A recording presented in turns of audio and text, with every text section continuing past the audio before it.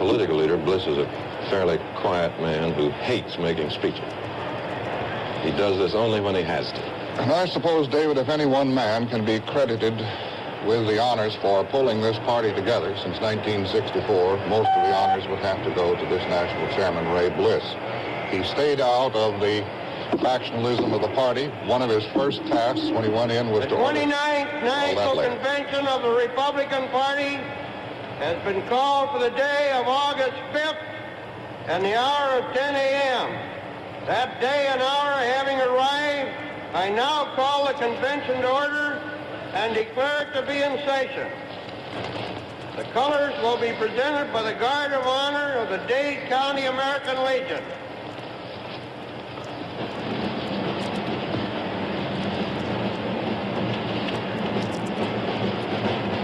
When Ray Bliss walked into the national office in Washington, his first day, taking over the national chairmanship, he ordered an immediate inventory of all the office equipment. It was the first time that had ever been done. From there on out, he inventoried the entire party. And as I said a moment ago, has been signally and personally responsible for pulling the party together back to its present strength. Ray Bliss went to the University of Akron, and there is a story, not entirely apocryphal, certainly never been flatly denied, that he was kicked out of the University of Akron for stuffing a ballot box in an election for Queen of the May. And it developed that his future wife was one of the contestants. Bliss was also one of the first poll takers in the history of this country. When he was a young Republican in the state of Ohio, he started taking his own individual polls, simply going door to door and asking questions. And his polls turned out to be very accurate to the extent that the Ohio Republican Party was the envy of the National Party for its strength and cohesiveness and its string of statewide victories. In a very unkind cut in 1965, a New York Herald Tribune writer, remarking about Ray Bliss's attire and taste in clothing, said he dresses dapper rube. Well, for whatever that may be true and for whatever its significance, he is certainly no rube when it comes to managing a national political organization.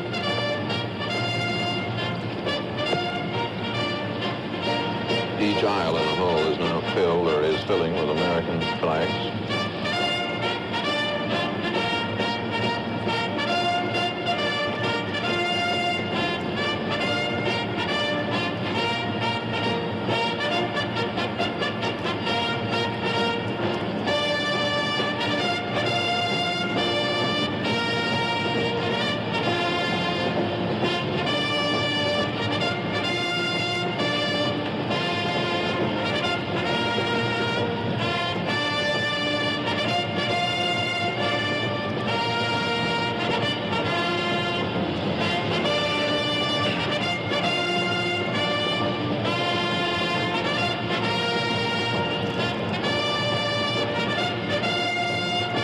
Speaking a little bit more about the rejuvenation of the party that has been accomplished under the managerial talent of Chairman Ray Bliss, you might think back to the status of this party at the end of the 1964 election. The Pledge of Allegiance will be led by the Honorable Charles Kerpis, Speaker of the Ohio House of Representatives.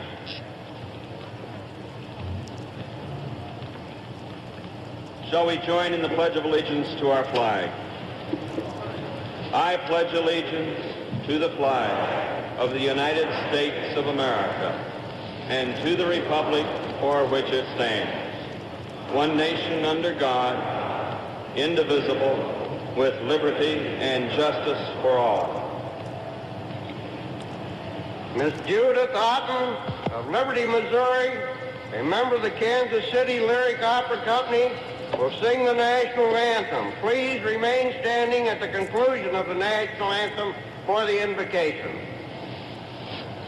Can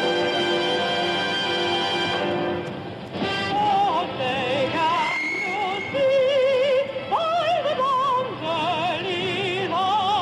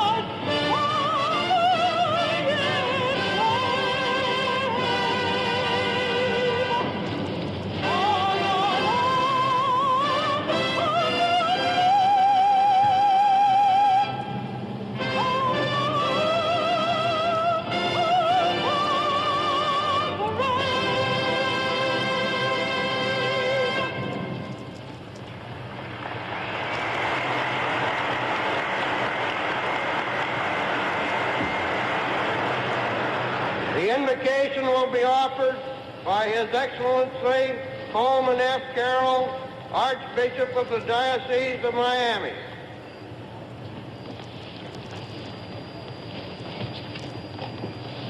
Almighty Father, we come to you in prayer for guidance and wisdom as we face our solemn duty towards our nation and the world. How often we have heard the words of the psalmist, how good, how delightful it is for all men to live as brothers. Yet we confront the appalling fact that men everywhere are divided. There are wars in the world. Our hearts are heavy as we realize the obstacles to peace in Vietnam. We are sickened to read that millions may starve in Biafra. We are concerned over the pressures placed upon Czechoslovakia to stifle its bid for freedom. There is violence at home. Twice this year, the bullet of an assassin cut off the life of one of our national leaders. There have been riots in our cities. The heavy cloud of fear hangs over many of our citizens. There is injustice in our nation. We are rich, yet millions of our citizens are oppressed by poverty. We proclaim the equality of all men, but we discriminate against those of another race or religion. And our Spanish-speaking citizens often do not feel welcome when they come to our shores. Many of our youth are in revolt. They accuse us of hypocrisy in preaching a high moral code and living, in fact, a life of selfish indifference towards the needs of others. They ask for challenge, they ask for inspiration, and we tell them to be comfortable. Father in heaven, the power of this nation places us in a position of world leadership. But can we lead through military and economic power if the quality of our lives seems drab and lifeless to millions in other lands? We come to you then in a spirit of humble openness to your light and to your grace. Give us your healing love so that we may face our brothers in sensitive concern for their needs. Heal the wounds of sin in our souls so that we may heal the wounds of division in our nation. Inspire us to rise above the partisan in our policies and our candidates. Make us ever mindful that people are more important than politics. Give us wisdom and courage as we face the crushing problems of a troubled world. Help us, we beg you. Help us, for our need is indeed great. We ask this in the name of your Son. Amen. Thank you very much.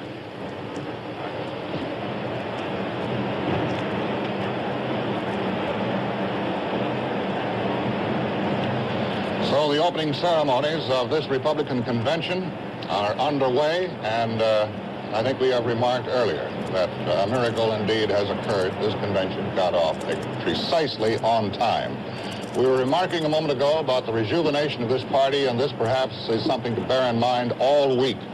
To look back at what happened after the election of 1964, when the party had suffered the worst defeat in its history, losing in addition, of course, to the presidency and the vice presidency, 2 Senate seats, 38 House seats, several governorships, and the party was divided and bitter. Today it has won back 3 Senate seats, 47 seats in the House of Representatives, 8 governorships. It has more governorships now than the Democrats. Divisions still exist, but they seem to be under control. David? There are some preliminary ceremonies which will be beginning shortly with Ray Bliss on the platform. He is an interesting man. He is widely held to be one of the most effective politicians in this country, but he nevertheless does not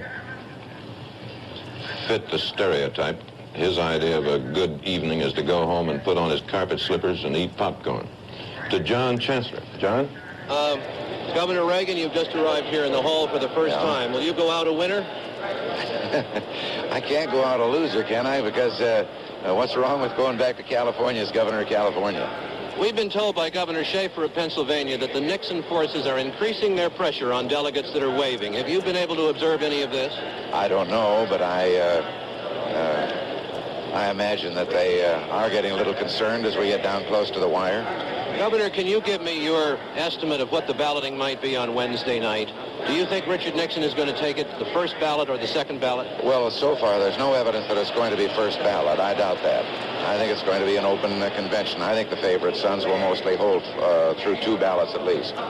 What response do you have to the Ohio delegation's decision this morning to stay with Governor Rhodes? Well, I expected that. Had you talked to Governor Rhodes over the weekend about this? Well, we had breakfast the other day. It was a long-standing date. We're friends over a long period of time, and he told me at the time that he was going to hold firm. All right, so that you expect it to be several ballots on Wednesday night? Yes. You have a scenario. Governor Rockefeller has one. He says it'll erode from Nixon and then swing through you to him. Would you agree with that? Well, I was in the other end of the picture business. I didn't write the scripts. That you're happy and confident that it's going to go your way on Wednesday night. Oh, I didn't say that. I just said I am one who has probably less concern than the others because I didn't seek this. There are delegations who are obviously of the mind that I should be the nominee. Well, that's up to them. And other than that, why, as I say, what's wrong with California? Well, we'll let you get seated in the delegation. Thank you. Governor Ronald Reagan of California being very serene for an active candidate. And now here's Sander Van Oker. Thank you, John. I'm with Governor Romney of Michigan. Governor, there's been great curiosity at the convention as to whether you have met with Governor Rhodes and Governor Agnew as the leading favorite son candidates. We've talked. What'd you talk about? Oh, we talked about what they thought about the candidates, what they're going to do, exchange of information. What did you find out? You know Governor Rhodes has said he is sticking to his decision to be nominated, and apparently it's your decision too? That's right. We had another meeting of our delegation this morning, and our position is unchanged. In other words, the delegation is supporting me as a favorite son until we decide otherwise. And we don't know at this point what time that may be. Governor, what's behind the idea of a favorite son candidacy on the part of yourself, Rhodes, Agnew? What does it really get to in the end? Well, in our case, we've already been able to have a real impact on the platform as a result of being uncommitted and on the position of the leading candidates. I've spent hours discussing the basic issues, and I'm confident that they've listened in a way they wouldn't have listened if I had been committed. So it's been very helpful. The platform hasn't been adopted yet. We have an excellent platform. It reflects many of the things we've recommended for the platform. So it's already had a benefit. Governor, are you waiting for this convention to deadlock and nominate you? No. You fellas killed me long ago, and I'm a dead duck. And I don't expect that, and I expect Governor Rockefeller or Mr. Nixon to be nominated, and I could very happily support either one. Governor, was it the press that killed you, or was it Governor Rockefeller by saying he'd be available for a draft in March? The press. Why is it the press? Didn't this just pull out the rug from under you, Governor Rockefeller? Well, look, there's many factors. There's no point in getting into discussion all over this point. But in any event, I'm a dead duck, and consequently, I don't think that's in the picture. And that isn't entering into what we're doing here. I think what we need is the best platform we can get and the best candidate, and that's what we're working for. All right, who is the best candidate, Governor? Well, I think it's either Governor Rockefeller or Mr. Nixon, and we haven't decided, and that's what we're going to weigh. Don't you feel you're closer on the Vietnam War to Governor Rockefeller? Well, Mr. Nixon has changed his position fundamentally in the past week, and I believe that reflects the discussions we've had on it and the impact of my New Hampshire campaign on his position, because he began to change his position up in New Hampshire. Are you going to keep on the pressure, demand any further concessions as a price of your support? The platform? No, not on the platform. Well, we're not through with the platform yet. And we have one area that we're taking a look at with respect to platform. I don't think it's a divisive issue, but it's an issue of great importance as far as the platform is concerned, if we find that there are weaknesses of the type that may be there. Governor, you're from a large industrial state. Which man can carry your state better, Richard Nixon or Nelson Rockefeller? We haven't decided. Well, when do you decide? You don't decide then, caucus, you know. We're going to have a caucus tomorrow afternoon. We're going to have another one Wednesday afternoon. We're going to discuss the platform tomorrow and possibly the candidates again, and we will have another caucus Wednesday afternoon to take a last look before going into the nominating session. And there can still be developments in this situation. We're going to wait until we know as much as we can know before we decide precisely what to do. Thank you, Governor. Governor George Romney of Michigan, now to Frank McGee. Frank McGee. I have with me Congressman Clark McGregor, who was just exchanging greetings with Governor John Tower of Texas. And Congressman, you are one of Mr. Nixon's key floor lieutenants here. And the rumor persists that Governor Agnew of Maryland will give up his favorite son stance sometime today, endorse Nixon, and take many of his delegates with him. What can you, deep inside the Nixon camp, tell us about this? The Maryland delegation will caucus today at 5:30.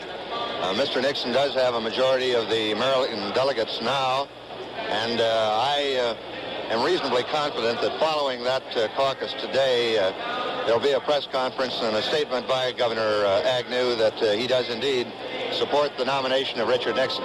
Are you saying now that that is what will happen this afternoon when they meet? I haven't any hot line into the American delegation, nor do Governor Agnew. It's just my best judgment as to when Governor Agnew will make the decision which he's already reached. Well, now, we've had stories since we arrived here a week ago about erosion, Nixon delegates going over to Reagan mostly, some of them to Rockefeller.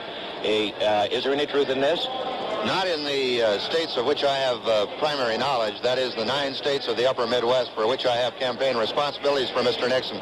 In fact, in Minnesota, last night 2 delegates came up to me who we had labeled uncommitted and told me they would vote for Mr. Nixon on the first ballot. So we have actually enjoyed an increase rather than an erosion. Well, what I'm getting at is the strategy to have his favorite son come out before Wednesday to offset any erosion or talk of erosion?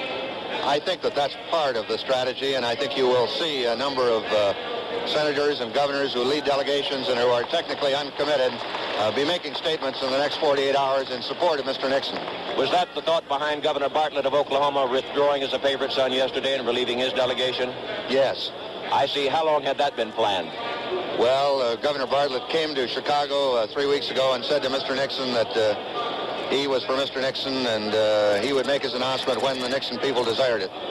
And then we could expect others before Wednesday then to break away? Yes. Thank you very much, Congressman. Thank you, Frank. Congressman Clark McGregor of Minnesota. This is Frank McGee on the convention floor. So the 3 favorite sons continue undecided. They have numerous caucuses planned. They could, if they all got together, they could sew up the nomination right now. But so far they have decided not to. Mayor Jay Dermer of Miami Beach is welcoming the convention here and saying it is the jewel in Miami Beach's crown. And that got big applause. We will continue after this message from Gulf.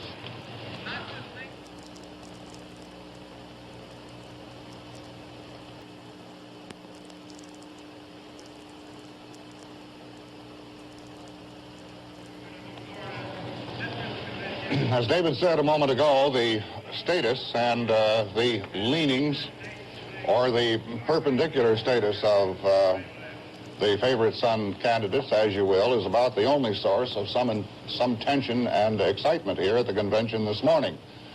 Governor Rhodes of Ohio, of course, is one of those key favorite son candidates. Also, there is Governor Agnew of the state of Maryland, Governor Romney of the state of Michigan, and Senator Clifford Case, to some extent, leading the delegation from New Jersey. One of those key favorite son candidates, Governor Rhodes of Ohio, is down on the floor of the convention at this moment, and I believe Sander Van Ocker is prepared to talk to him. Governor Rhodes, this is morning after the Ohio caucus has met, Ohio delegation's caucus. What happened at the caucus? Well, the caucus was very harmonious, and John Andrews, the permanent chairman of the delegation, made a suggestion that the Ohio delegation stick with the favorite son, and they do this until the first ballot is over with, and they caucus again. And I see nothing that so sensational about that. In Ohio, we have been uncommitted. We have been extremely careful on our greeting of all of the candidates, Richard Nixon and Nelson Rockefeller and Ronald Reagan. We have treated them all alike. We've tried to be very gracious and kind, and we're going to remain uncommitted here at the convention until the right time. Governor, it will be sensational, though, if you decide to make a move, because you can take a good part of the delegation with you. Which way are you leaning at this moment? I'm not leaning anyway. There'll be no participation by the governor of Ohio until I talk to all of the delegates. I think this is the fairest group of men and women here in the city of Miami Beach. And we told them this morning, we'll meet every morning. We will relate them progress, what is going on as far as the leadership is concerned. We have an excellent chairman in John Andrews, and we're going to be just as fair as we possibly can.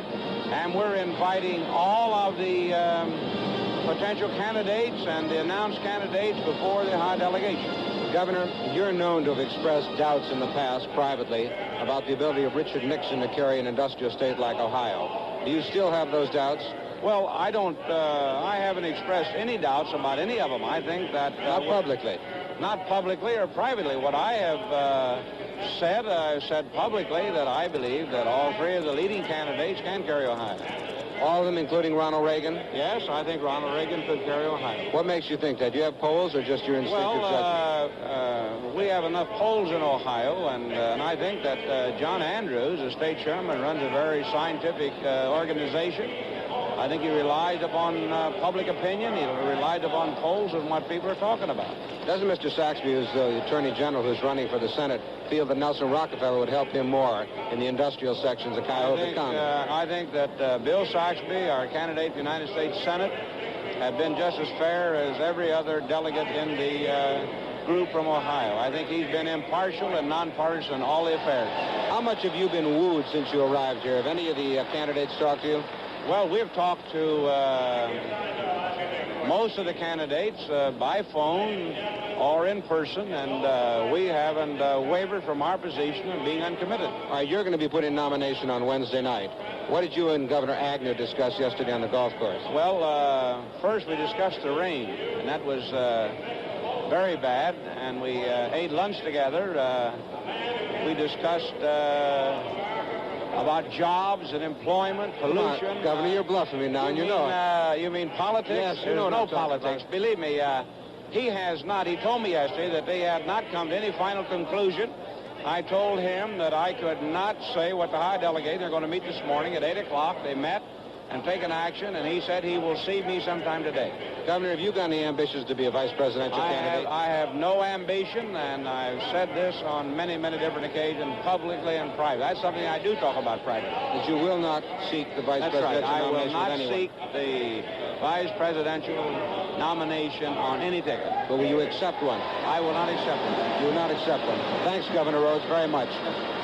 This is Sander Van Ocker talking with Governor Rhodes of Ohio to David Brinkley.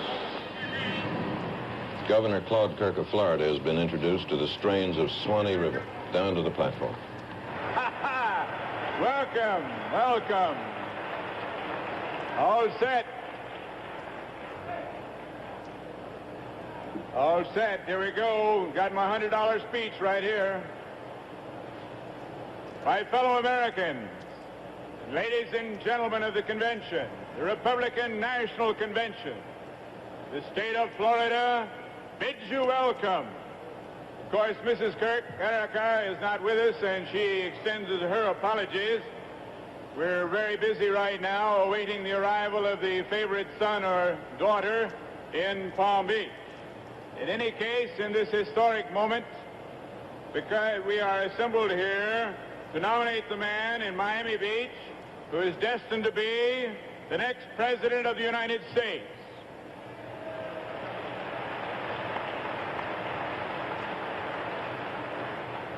But we here in Florida are not kidding ourselves. We know that you did not choose Florida only because of her sunny skies or her beautiful hotel facilities or the incomparable beaches. We know that in choosing Florida, you have flung down a gauntlet.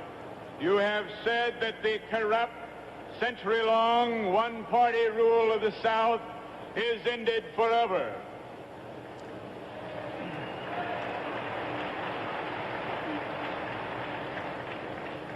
By being here in Florida, you have sent the message loud and clear to every citizen of the South.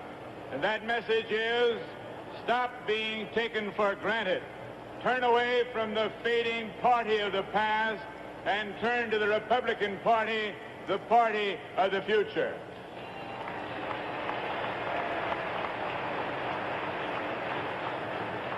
You know, this city we are in is a symbol of the New South because it is a city with its eyes trained on the future. Here is a city destined to become the supersonic jet port of the Western Hemisphere. This state we are in is a symbol of the New South. Our 6 million Floridians make up the 8th state in the Union. Our population mirrors the nation, and we come here by choice to live the good life and to build an exciting future. You know, this New South says to the Republican Party, we're tired of the old one-party system.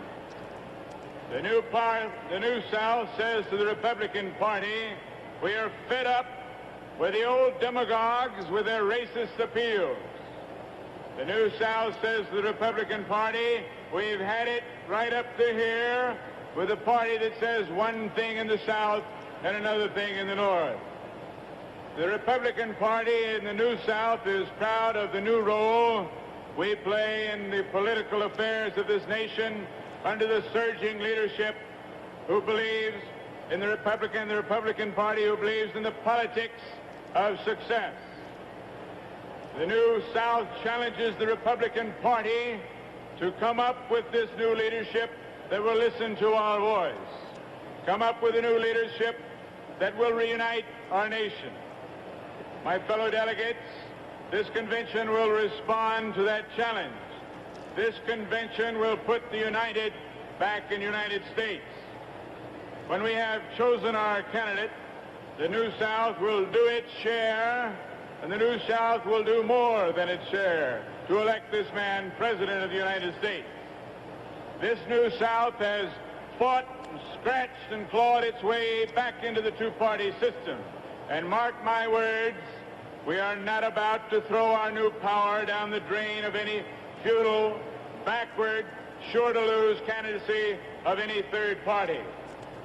Now that we have finally found our voice, we are not about to waste it hollering down some empty barrel. By holding your convention in the capital of the New South, we have sent this word forth. All Americans from every region, welcome to the Republican Party. And so I say, Republicans from every region, welcome to the beautiful Florida. Thank you.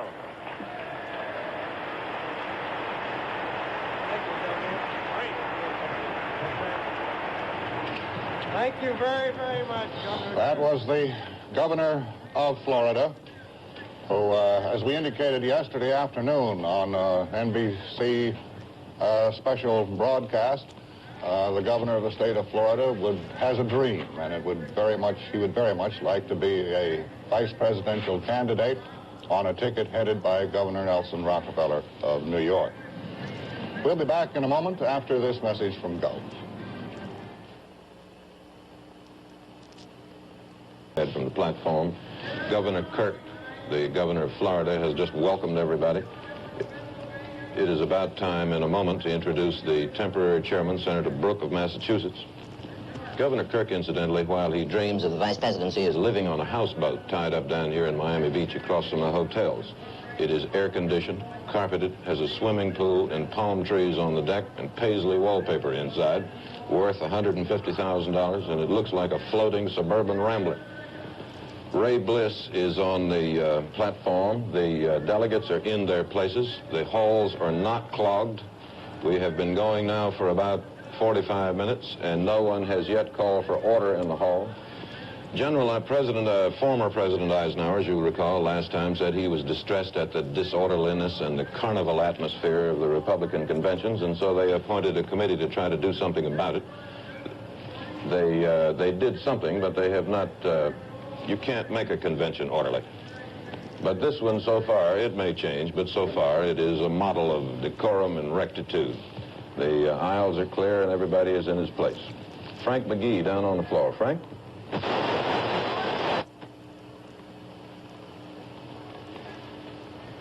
How about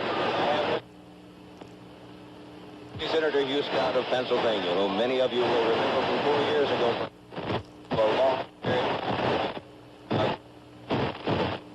Republican convention. Senator Scott, there is talk here. How about this? Can you hear me now? Senator, there's been a great deal of talk. Summer camp. Frank, we'll try you again in a minute while somebody adjusts some of those wires hanging on you. I mentioned Governor Kirk's houseboat. There was a party here last night in Miami for the Massachusetts delegation, also on a houseboat. It was given by Senator Brooke. And as the guests, delegates, wives, press, and so on began piling aboard, the houseboat began to sink. So it was overloaded, and so they had to put some of the guests ashore to keep it afloat. Women and children first. Chet? Well, that wasn't the only party, David. The Republican Party, as a matter of fact, earned about $1 million last night for their campaigns at a party, the mood of which was so exuberant it could have been called an inaugural ball. Approximately 2,500 guests paid $500 each to attend the gala in the three-quarter-of-an-acre ballroom at the Fontainebleau Hotel.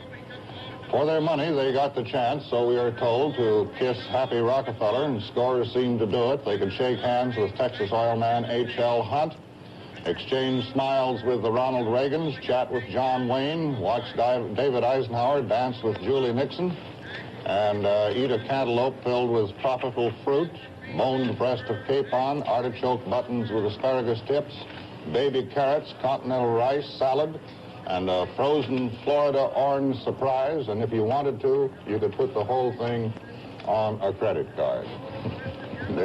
A political contribution on a credit card in Miami Beach. That's the Republican Convention, 1968. As I say, the temporary chairman, Senator Brooke of Massachusetts, is on his way to the platform. They have appointed a committee to escort him, and he will be along shortly. He is, we may as well say this now and get it out of the way, he is the first Negro temporary chairman, the first Negro ever elected. There were two appointed during Reconstruction days. He was the first Negro ever elected to the Senate.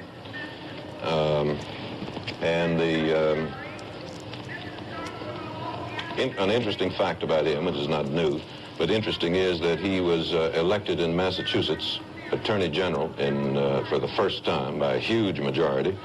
And when the word of this was taken to the then President Kennedy, he's responded, "That's the biggest news in the country." He was a Republican elected in a Democratic state, a Negro elected in a white state, and a Protestant elected in a mainly Catholic state, and some sort of tribute to him. He was much admired in the party, and there is some talk of Brooke for vice president on the Nixon ticket. Some talk. I don't know how much there is to it. No one knows yet. We'll find out probably Thursday. On the schedule, by the way, the permanent chairman will be Representative Gerald Ford of Michigan, who is the Republican leader in the House of Representatives in Washington, and who will be Speaker if they win a majority this November. He says if the balloting on Wednesday night goes beyond more than three ballots, it probably will be carried over to the next day. They usually do that. Sandy Van Oker on the floor. Sandy? I'm leading Congressman Rogers Morton of Maryland over here to the South Dakota delegation, and I should explain what he's doing here. He's running the Nixon command post because you're the Nixon floor manager, right, Congressman? That's right, Senator. Would you tell me how this works? You've got 9 operatives on the floor. I have 9 area whips on the floor. And how will this work? Just explain to the audience on a technical basis how modern conventions work from a communication point of view. It's a matter of communication, Senator. It's simply a matter of being able to communicate with the delegates themselves through a regionalized whip organization. We have a telephone system that it goes from the floor to a command post off the floor, and this network provides me with the opportunity of talking with the other whips, provides me the opportunity of talking with every single delegation. We have to have a secondary system because we don't have enough phones, but our whips are strategically located where they themselves can communicate either with walkie-talkie radios or by word of mouth with delegation team captains who are close to them. So in a matter of seconds, I can actually get a message to every single one of the delegations. That is, a message to a person in that delegation who is with us in helping protect the interest of Mr. Nixon here in this convention. A hypothetical possibility. The end of the first ballot. There has to be a decision. Can Mr. Nixon get immediately to you sitting here in South Dakota? Absolutely. He can get to me immediately. Well, let's carry this hypothetical situation further. You get to the end of the first ballot. What then are the logistics? Who speaks to whom first? Do you speak to somebody, or does somebody speak to you? The command post is monitoring, of course, the balloting. So the information that they have in the command post is gotten to them extra my communication. I do not have to report to them on the course of the balloting. They have that. They get it through your network, for example, and through other people who are monitoring the convention.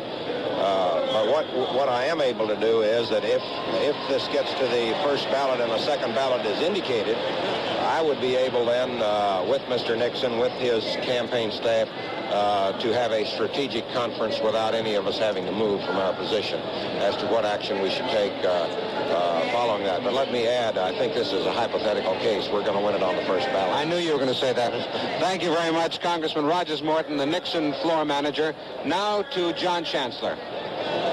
The 1964 convention keynoter 4 years ago was then Governor Mark Hatfield of Oregon, now Senator Mark Hatfield of Oregon. Senator Hatfield, when you made that speech in San Francisco, you came out against extremism, against communism, against fascism, and against the John Birch Society. Do you suppose we'll hear that kind of strong talk at this convention? I don't think the circumstances are the same in this convention, and so I doubt very much if Governor Evans will find it necessary to make comment on that. What are the differences which you can perceive now? How do the Republicans, all of them, decide to get together and not have divisive ideological fights at a convention? I don't think that we have necessarily united ourselves as one mind. I think we recognize that there can be strength and diversity of opinion if it is geared to a common objective. The trouble that we have had in the past is that we have felt that diversity represents disloyalty. And I don't think that exists this year, and I feel that this convention is going to come out fairly harmonious. We're going to have our differences, and I hope we do, because out of that will come, I think, even better thinking and stronger positions. I'm reminded of what someone once said, that where everyone is thinking alike, no one is thinking very much. Well, now there are differences of opinion on the war, and you yourself are against the war in Vietnam. You're known as a dove. How do you feel about that plank they wrote? Well, I think the party platform is a very broadly based document. I was very pleased to see that the plank on Vietnam did indicate that the Johnson-Humphrey policy is not a valid one, which indicated that we are fighting purely an external aggression war. This platform recognizes the internal problems of Vietnam. And secondly, they called for the de-Americanization of the military as well as the economic, the social, and political. This represents, I believe, a definite new thrust, a new direction. and I believe a new hope for Americans to extricate ourselves out of Vietnam. And I think it's important that this kind of document came out within days after President Johnson sent 4,000 more American troops into Vietnam, escalating the war further. We're calling for de-Americanizing. Senator, thank you very much. Senator Hatfield talking about unity in the party and the party platform. Now here's Frank McGee. I have with me, as I was saying a while ago, Senator Hugh Scott of Pennsylvania, whom I'm sure many of you will remember as one of those who stuck by Governor Rockefeller through those terribly trying days 4 years ago at the Cow Palace. And, Senator, there's been a great deal of talk about erosion among delegates here, most of it coming from the Rockefeller camp. And now the Nixon people are saying that certain favorite sons, leaders of smaller delegations, are withdrawing and releasing their delegations, and they're going to Nixon. What do you see as the strategy behind this? Well, in politics, Frank, when a mayor has a new building to dedicate, he does it about 4 times, when they dig the ground, when they lay the foundation, when they open the doors, and when they put the furniture in. The same thing is happening here. The idea is that to release delegations who were released 3 months ago, 2 months ago. You take Oklahoma. Oklahoma had a convention and went for Nixon several months back. So one delegate rushes up to me and said, did you know Oklahoma had released for Nixon? What they're doing is releasing about the 4th time the same people. Is this designed to counter the erosion talk?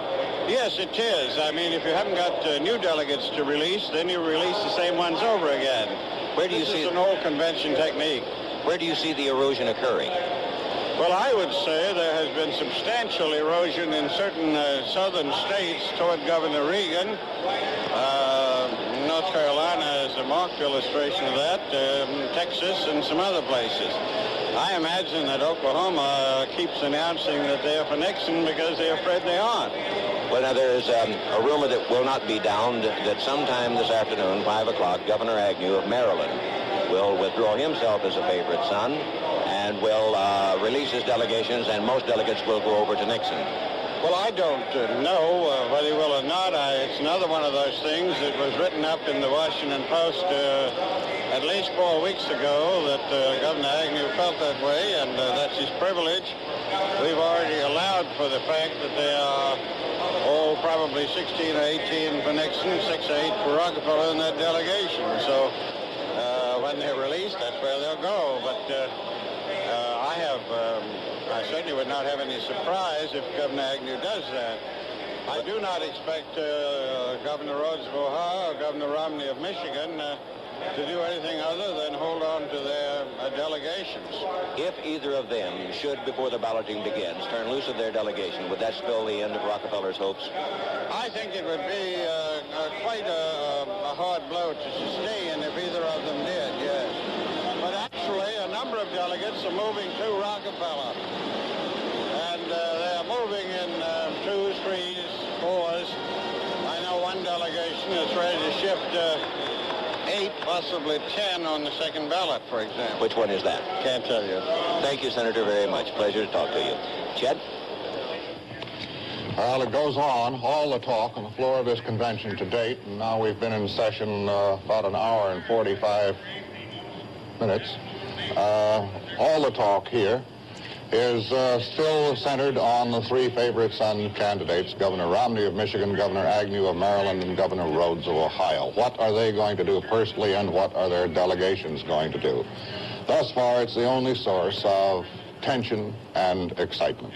We'll continue NBC's coverage of the Republican convention right after this message from the Gulf Oil Corporation. Continuing a bit with our attention to these 3 favorite son candidates, let's take Governor Rhodes of Ohio and try to demonstrate that this is not a completely happy situation in which to be in at a convention, for the governor is balancing on a most precarious political tightrope. If he doesn't fall or get pushed off, he could, of course, wind up as the kingmaker of this convention. In his hip pocket, Governor Rhodes has 56 of the 58 Ohio delegate votes, the biggest single total belonging to any favorite son. He can keep them, he can release them, bargain with them, use them as a lure, and in the end, perhaps, crown a candidate with them. But it's a risky business. And no one knows it better than Governor Rhodes. 4 years ago, even before leaving for San Francisco to attend that convention, Rhodes endorsed Barry Goldwater, and he lived to rue it. Rhodes had blessed a presidential candidate who didn't stand a chance of carrying his state. But waiting too long can also be hazardous. Rhodes' 56 votes, if released now, might put Nixon over the top for a first ballot nomination. And then, of course, maybe by Wednesday night, Nixon won't need Rhodes, and the Ohio governor will find himself reduced to playing follow the leader with every other delegation, and that would be the end of a lot of ambitions and political dreams. So to repeat, the role of being a favorite son candidate, while in many respects it's an envious one, it does have its hazards, and it's not all profit. David? One of them, Governor Spiro Agnew of Maryland, will have a press conference tonight at 6:15, at which time he may have made up his mind. It's being held at his hotel in the Crazy Horse Room. NBC's correspondents are up and down the length and breadth of Miami Beach, following all these delegations and keeping track of their maneuvers and decisions. Bob Teague, for example, is at the Doral Hotel with the Ohio delegation. Bob? What was supposed to be one of the critical events of this convention, a caucus of the big delegation from Ohio, turned out to be routine and inconclusive. According to the state chairman, John Andrews, the only firm decision made was to go through with the original plan, to nominate Governor Rhodes as the favorite son candidate for president, and to stick with Rhodes at least for the first ballot. However, as unremarkable as that fact may sound, it could be quite significant. It could mean, for example, that Governor Rhodes has learned that not enough of the other favorite son candidates planned to defect to Richard Nixon on the first ballot to put Nixon over the top at that point. It was also disclosed by Chairman Andrews that details are now being worked out for possible meetings with Nixon, Reagan, and Stassen, meetings requested by those candidates. Governor Rockefeller had met with the Ohio delegation on July 19th in Columbus and has not requested a second meeting. However, Chairman Andrews said time would be set aside for Rockefeller if requested by the governor. Those meetings, of course, could have a strong bearing on what the Ohio delegation finally does. Nobody around here likes to mention the word deal, but the situation is certainly ripe for a deal, to say the least. And finally, the Ohio delegation is also likely to be strongly influenced by the results of a statewide poll of Ohio voters on presidential candidates. That poll is something of a tradition in Ohio as a guide to convention delegates. But Chairman Andrews said the results of that poll has not yet been told to the delegates, and that he himself, Andrews, has not had a chance to study it. The rumor is that that poll favors Nelson Rockefeller. In the meantime, Governor Rhodes remains as he was when he first arrived in Miami Beach, still a potential kingmaker, still in the catbird seat. This is Bob Teague, NBC News, reporting from the headquarters of the Ohio delegation.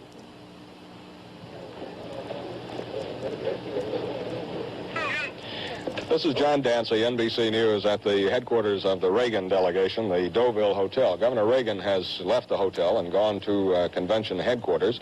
Governor Reagan has one distinct advantage at this convention, and that is that he is not bound by the convention as a non-candidate. He is not bound by the convention which says that a candidate does not appear on the floor of Convention Hall until his name is actually placed in nomination. So, as head of the California delegation, he is free to go to Convention Hall, to sit on the floor, to lead the delegation, and to be highly visible to the other delegates at Convention Hall. That is important in the Reagan strategy, because the Reagan strategy involves having the governor be both visible and available to the other delegates.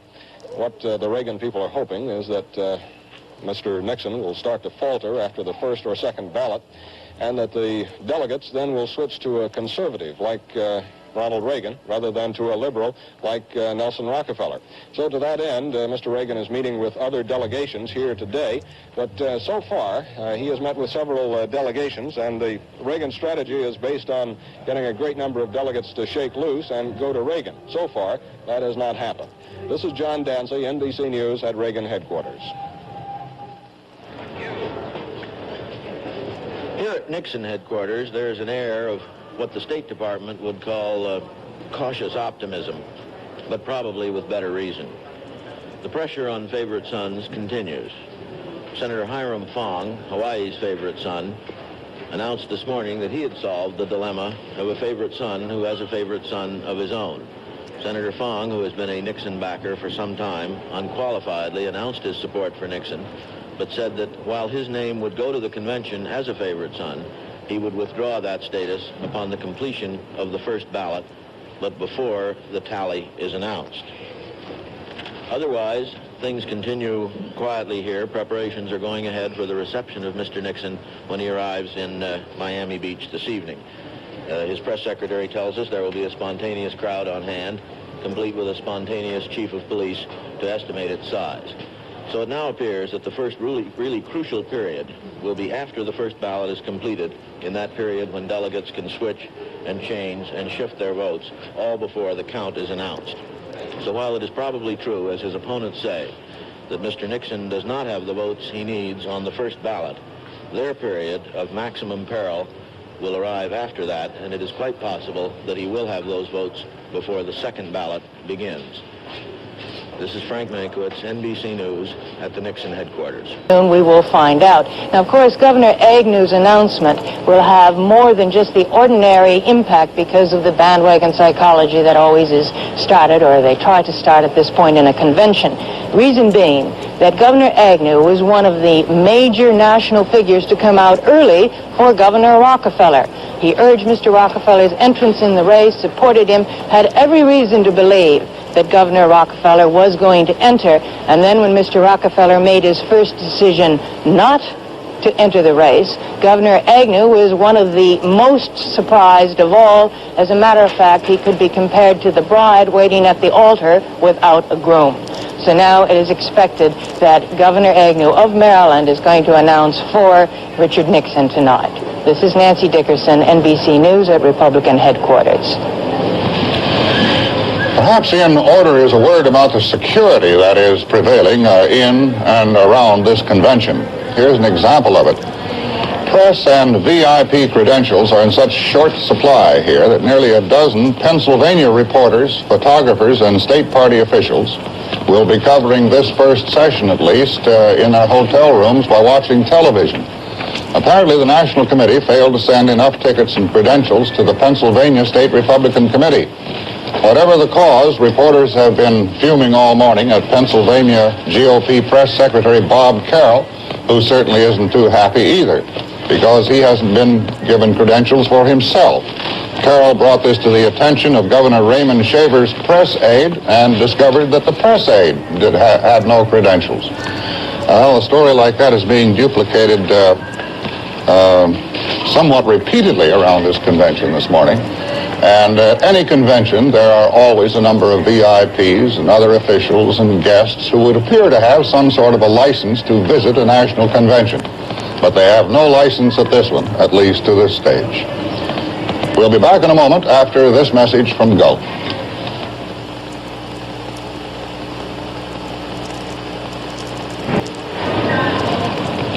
Governor Reagan of California, as you saw earlier, if you were tuned in with us, is in the hall because he is the only one of the three who is a favorite son in the usual sense.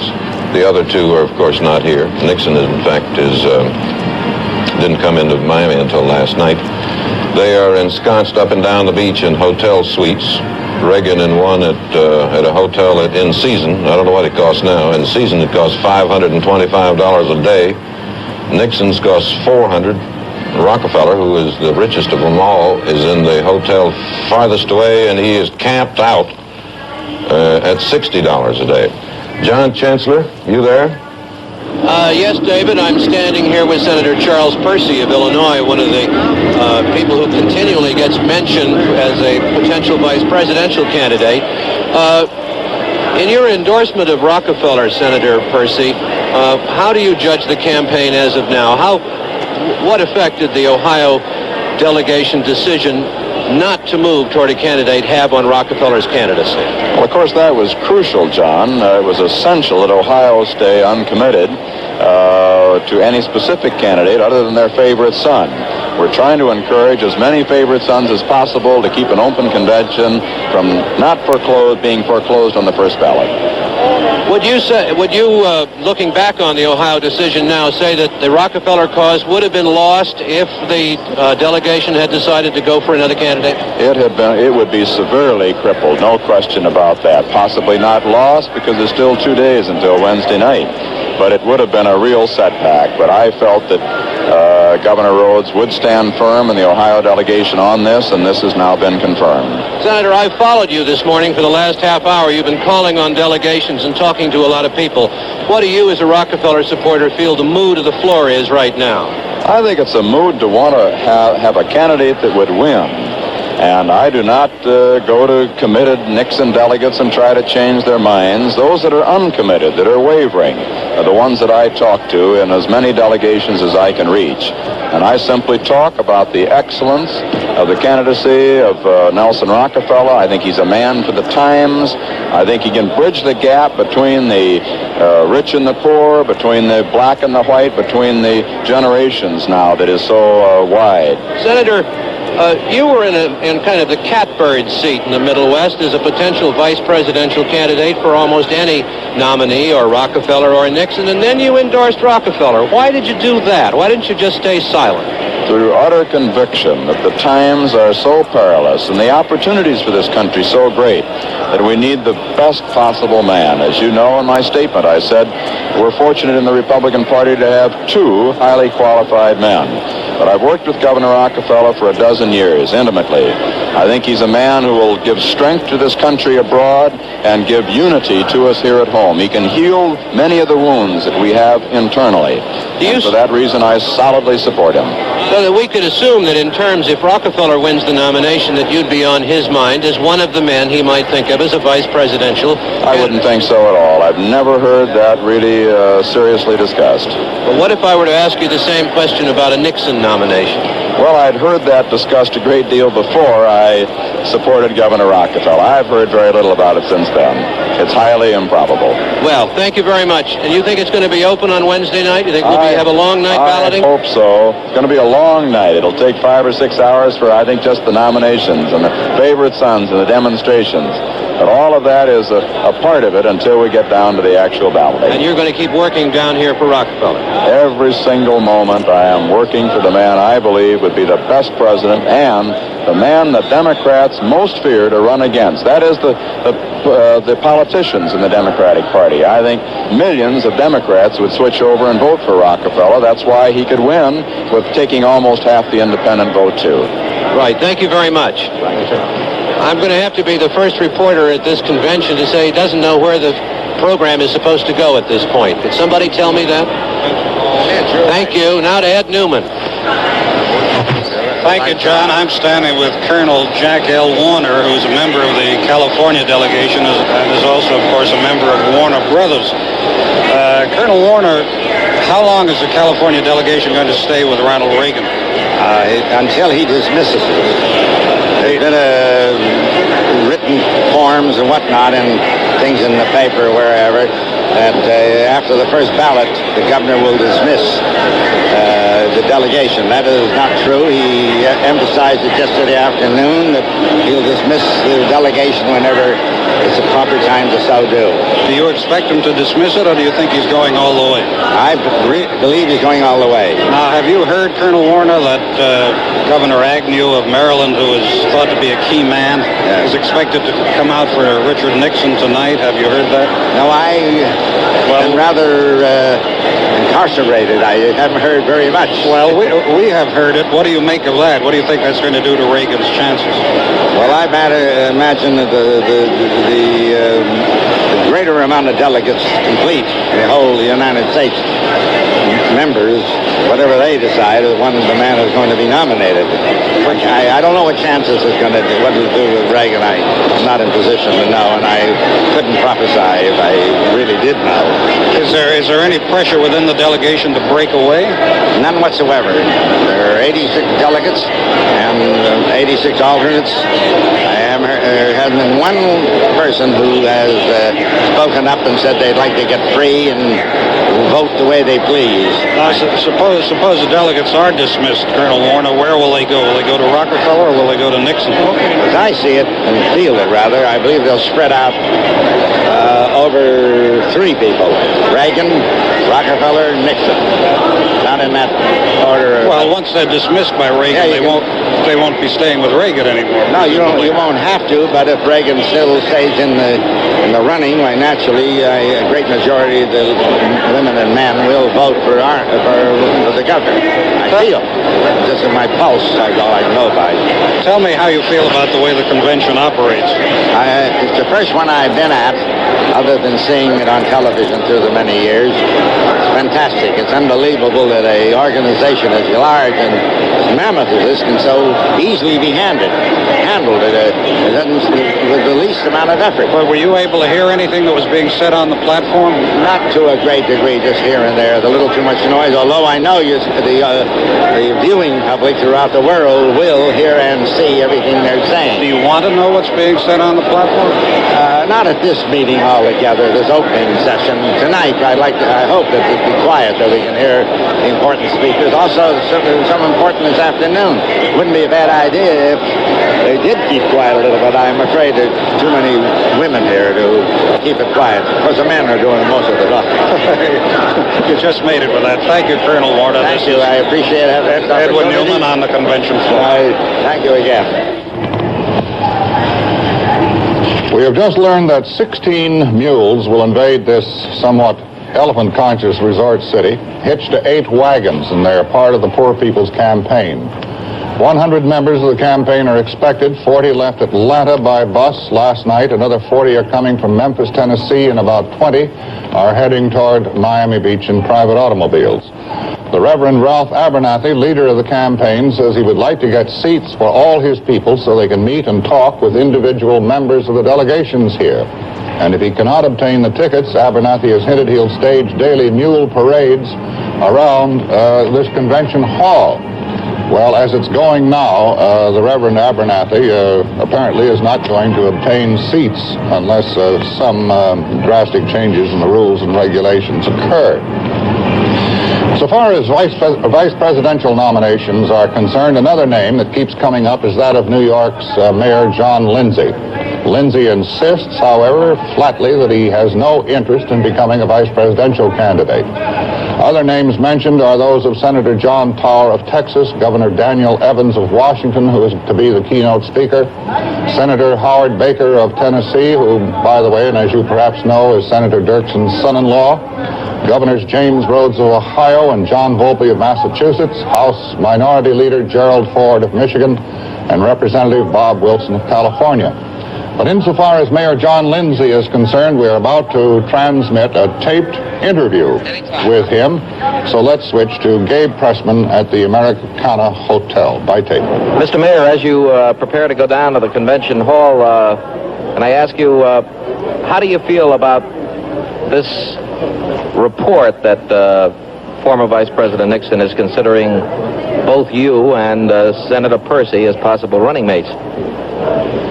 Well, I'm not for that, and I wish there'd be no discussion of it. I'm not interested in the post, not the slightest bit. And I think that this convention can become an interesting convention if additional delegates start moving over towards Nelson Rockefeller. I think there is some movement this way, and the only way to assist that is to turn off this conversation about the second spot. As far as you're concerned, the fact that you have a fairly large suite upstairs with 25 aides and a lot of telephone lines should not be regarded as an indication that you expect that maybe there'll be some movement in your direction later on in the convention. Not the slightest bit. What we're doing is talking to delegates, individual delegates, on behalf of Nelson Rockefeller, and I think we've made some progress too. Do you feel right now, Mr. Mayor, that Nelson Rockefeller has a real chance? I do. You don't think that Nixon will make it on the first ballot? Well, I'm no good at adding up these things because we, despite the fact that you say we've got a big staff here, we don't keep a delegate count. We're not geared up to do that kind of thing. But my hunch is that this is going to be held beyond the first ballot, which means that Governor Rockefeller has a very strong chance to come out of this. Mayor Lindsay, what do you think of the platform, particularly the planks in Vietnam and the cities? Well, I've read the platform now hastily. I haven't had a chance to examine it microscopically. I think it's a reasonable document. There are some things that are not in it I'd like to see in it.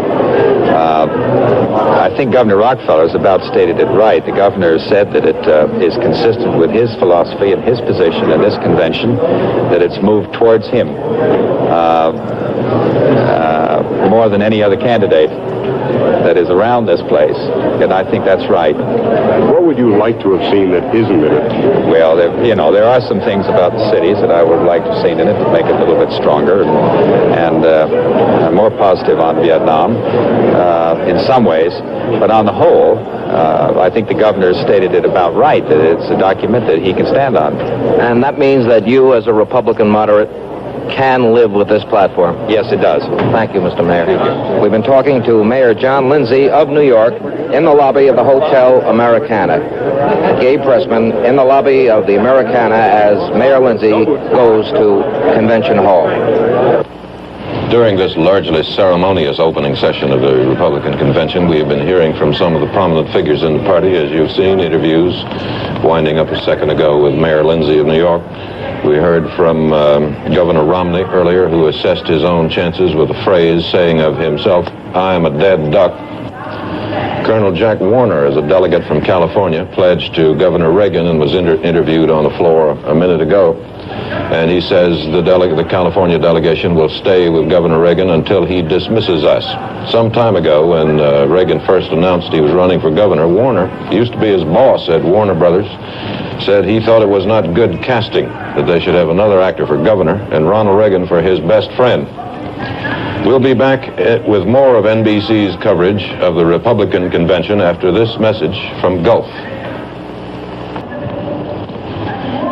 Back at Convention Hall, here is a report that the Nixon forces have adopted a rather new strategy in an effort to break New Jersey's commitment to its favorite son, Senator Clifford Case.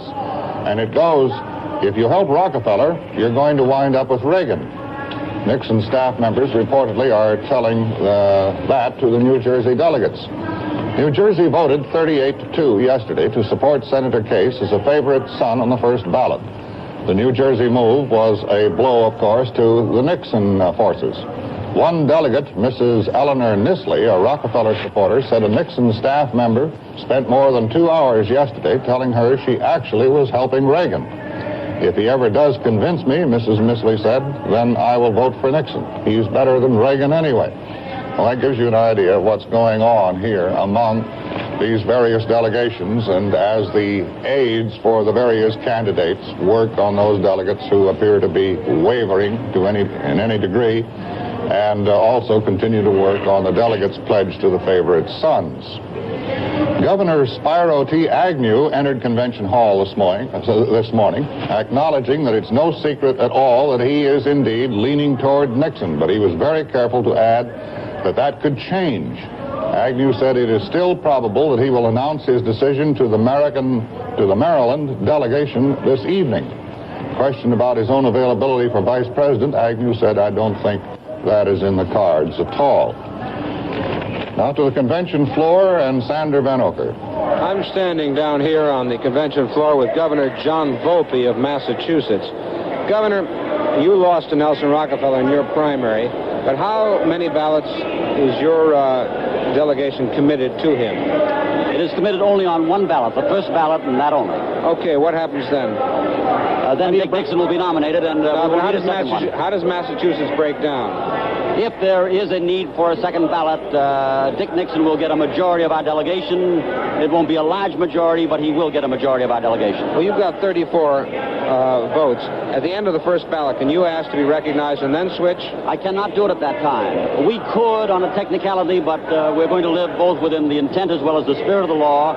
and wait until the second ballot to make the change. Because although there are some who feel that we could do it, I think it would be violating the spirit of the law, and therefore we will wait until the second ballot if there is a need for a second ballot. Governor, you want to be a vice presidential candidate for a long time. Why? Well, I don't know that I wanted to be a vice presidential candidate. I can only say that there is a great contribution to be made to the Republican Party. We've got to make it a broad-based party. We've got to make it a majority party. We've got to strengthen the two-party system. And there are those who say that they feel that I could lend great strength to the ticket. And why? Well, because of the fact that I probably could bring votes to the Republican ticket, as I have demonstrated in Massachusetts, by winning 34 of the 39 Democratic cities in the state, by carrying great numbers of Democrats and independents with me in elections, and this is what we need all over the country. Listen, can Richard Nixon carry the state of Massachusetts? I know you're going to say yes, but tell me why you think so. What evidence is there? There is great evidence that there are more and more people who feel that a real firm hand is needed at the helm during these next 4 crucial years. What does that phrase mean, firm hand? Crackdown on law and order and things like that? I wouldn't say crackdown. I would say that they believe that it's essential and necessary that we have a respect for law and order, not just for some of the laws that people want to obey, but all of the laws, for all people justly and fairly. He is, however, a very compassionate man, and I'm sure that Dick Nixon is not going to allow law and order to be used in terms of an iron fist or anything. Only in terms of the fact that the law should be obeyed, all of the law should be obeyed, and that, however, he feels great compassion for the needs of our American people, and certainly will fight for equal opportunities for them, whether it be in the field of housing, employment, or education. If you thought law and order meant cracking just down on Negroes, would you still want to run on a ticket with Mr. Nixon? If I thought it was an attempt to crack down on law and order for a particular race of people, I certainly would not want to, and I don't believe that's the intent at all. Thank you very much. Governor John Volpe of Massachusetts, who would like to be a vice presidential nominee at this convention. Now to John Chancellor. One of the most interesting men working the convention floor on behalf of Richard Nixon is Howard Callaway of Georgia, the Southern Regional Chairman of the Nixon forces here. We've had reports, Mr. Callaway, that Nixon partisans are telling delegates here if they switch to Rockefeller, they won't get Rockefeller, but they might get Reagan in the end. What do you have to say about that? Well, no, I haven't heard that. Certainly that's not being put out by the Nixon forces in the South. Actually, the threat in the South to Nixon, who is the favorite in the South right now, the threat comes from Reagan, not from Rockefeller. So if we were telling anything, we'd be telling about what would happen if you go to Reagan. Reagan is extremely popular here. He's campaigned in the South. He's well known in the South. And our job for the Nixon people is to continue to convince, which we've done in the past, continue to convince the majority of delegates in the South that Dick Nixon is the most qualified to be president. Fortunately, we've done that, and most of them are for Dick Nixon, but Reagan's popular, let me tell you that. Well, we know you've done a very effective job with many of the Southern delegations, but how much Wallace sentiment is buried in some of these delegations? How many of these people would like to go home and vote for George Wallace? Oh, not here, John. This is the Republican convention, and these people are genuine Republicans. We'll back the nominee, whoever it may be, whether it's our choice or not. We believe in building a two-party system in the South, and we're going to back that Republican nominee. But I would have to say, as you know, that Wallace is extremely strong in many southern states, starting, of course, with Alabama, and that's with the electorate. And I think he's strong because he is saying that we've got to have a change in this country. And I think we've got to have a change, and he thinks we've got to have a change. I think the way to get it is to elect Dick Nixon, which will throw out the present administration. But he is strong in the South, but not with these delegates. Why not Ronald Reagan? Reagan has a lot of support in the South. What is the difference to you as a Southern Republican between Reagan and Nixon? Well, I think we're in a fortunate position to have two very fine people, and that's a wonderful thing about the Republican Party. We're choosing between two good people. Most Southern delegates feel, as I do, that Dick Nixon is more experienced, has had more qualifications, and because of that will make a better president. So we're not anti-Reagan at all. We're for both of them, but the law says you can only have one, and Dick Nixon is our choice. Well, what kind of a ticket? Would you like to see a Nixon-Reagan ticket, best of all? Oh, I think that would be a very strong ticket in the South. It would be a very good ticket, I think, throughout the nation. I think Ronald Reagan has a way of enthusing people. So I think it's one of the tickets, but to my knowledge, Dick Nixon has not made any decision on that. is going to continue to study that, of course, throughout this convention. And as far as you're concerned, your delegates are holding for Nixon. Yes, sir. Thank you very much.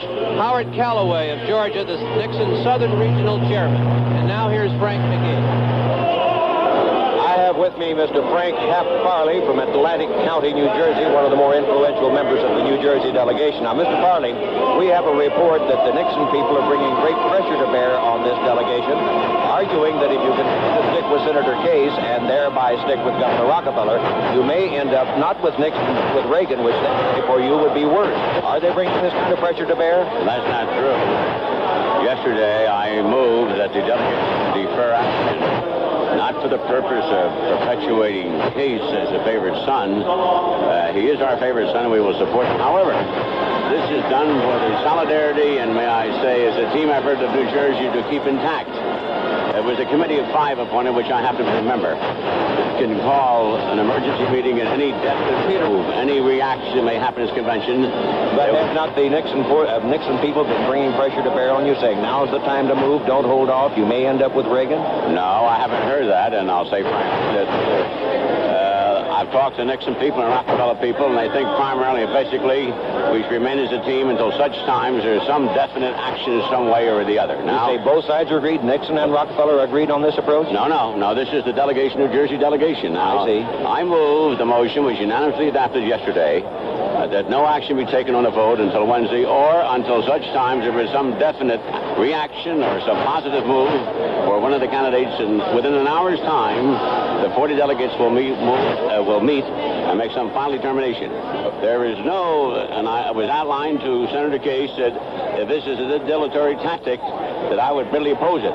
Now, this is the substance and the concrete picture of New Jersey. Anyone tells you otherwise is not true, because I've lived with it. I've been here. This is the 1944 delegation. That is my 7th experience as a delegate, and I've seen it happen so often. Let me ask you something. I understand that you favor Governor Reagan, but that you would vote for Governor Rockefeller. Is that correct? Well, that's not exactly correct. I think any one of the 3 candidates definitely can win the President of the United States. In fact, my area favors Nixon very strongly. You are not a supporter of Reagan? No, not necessarily. I think he's a fine gentleman, but I'm not at this moment. Now, if he's the candidate, we support him wholeheartedly. But most of the sentiment in the New Jersey delegation is for Governor Rockefeller. Well, I would say probably 60%. All right. Now, you are a large eastern industrial state that, among other things, has had many economic and racial difficulties. Do you think a candidate such as Governor Reagan or former Vice President Nixon can carry New Jersey? I think any candidate can carry New Jersey, either Rockefeller, Nixon, or Reagan. I firmly believe that. I think they're ready for the time, ready for a change, and may I say the surveys that have been made definitely show the Republican Party should win. Well, when can we expect this delegation, the New Jersey delegation, to make its decisive move? Any time, but I say Wednesday's the deadline in the morning. In the interim, definitely, there will be some action taken. Any psychological reaction in this convention, the meeting will be called pronto. So you're not going to hold off necessarily until Wednesday. You could break before. That's correct. This may happen tonight. All right. We'll keep in check with you. Thank you very kindly. Very happy to talk to you. Thank you. That was Mr. Hap Farley, New Jersey delegation, talking about what their plans are and what their sentiments are as between the 3 candidates. We're getting ready, I think, here for some kind of a little demonstration or something here in the New Jersey delegation. A lady is trying to get the attention, and they're waving the standard in the air. What is this about? There's some movement on the part of the women as part of the committee. I see. It's a movement on a part of the women in the committee. Now, here's Chet. This year's Republican convention could yet become a target for the civil rights movement in much the same way it did in 1964 in San Francisco. A small group of Negro Republicans has challenged the credentials of 3 southern states, charging that they have systematically excluded Negroes from membership. Negro Republicans in Florida started the delegate protest when they filed suit in federal court last week. And the suit asked the court to enjoin the convention from seating that delegation until a full hearing on their challenge could be conducted. Well, a similar suit was filed today in Miami by the American Civil Liberties Union on behalf of some Negro Republicans in Louisiana. And 2 Negro Republican clubs in Birmingham have filed a petition with the Minorities Division of the party, charging Negroes have been discriminated against. Representatives of the clubs have indicated that unless the party acts at once, they also may take legal action. Pickets representing various civil rights groups, as well as the striking garbage men of St. Petersburg, are expected to parade outside Convention Hall later today. So far, however, they have not appeared. 2 representatives from the Southern Christian Leadership Conference were outside Convention Hall this morning. They were inspecting areas police have set aside for demonstrations.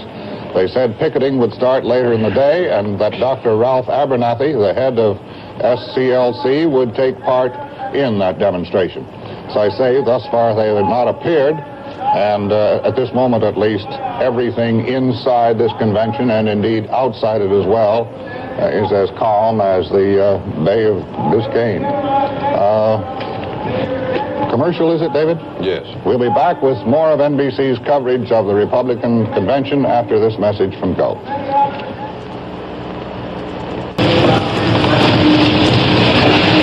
The first session of the Republican convention here in Miami Beach is about to recess. This morning's session was devoted largely to the offering of resolutions to appoint officials for the convention, and needless to say, they were all passed unanimously. Other than that, the news in Miami Beach is that the delegate count is the preoccupation primarily of Governors Reagan and Rockefeller, plus Nixon, of course. Yesterday, one of Nixon's managers was asked about the delegate count and how it stood, and he said what their reading was at the moment. And somebody said, how long has it been since you did a complete count from top to bottom? And he said, about 20 minutes. So this is a process that goes on all day. There are arguments about this delegate leaning and that one leaning and who has been leaning one way and now leaning another way. The big question remaining still unanswered solidly is whether Nixon will win it on the first ballot or not. His people say he will, his opponents say he won't. Some of the answer lies with the 3 favorite sons whom we've heard from this morning, Governor Romney of Michigan, Agnew of Maryland, and Rhodes of Ohio, all of whom say they have not really made up their minds, or at least if they have, are not yet willing to say so. The night session begins at 8 o'clock Florida time. Chad? Of course, speaking of the mechanics and the processes of how you get a nominee nominated, how you get a candidate to walk out of a convention with the nomination in his pocket, it's not quite as simple as just coming to a convention and keeping track of the delegates who may possibly be for you, or charming and wooing and winning new ones. I think Mr. Nixon has demonstrated that ideally the process should start, or might well start, 3 or 4 years in advance of the next convention. That's just about what Richard Nixon has done. He has traveled, I would judge, I wouldn't know how many hundreds of thousands of miles in the past 4 years, how many dinner parties he has attended, how many receptions he has spoken to, how many county meetings or district meetings or indeed state meetings he has attended. But it has been a long, difficult process, and now it is very close to paying off. Of course, with that advantage and all that strength built up in advance, then you come to the convention, and it is a process of holding all your strength, keeping it together, perhaps stashing away a little bit in reserve to bring it into play if and when you may need it, and fighting off the challenges of those who have entered the contest somewhat belatedly. To the convention floor and Edwin Newman.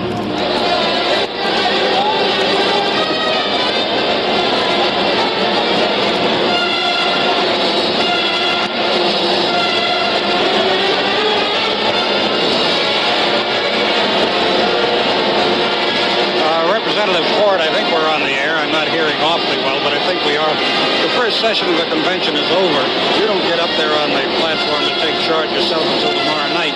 How do you think it's gone so far?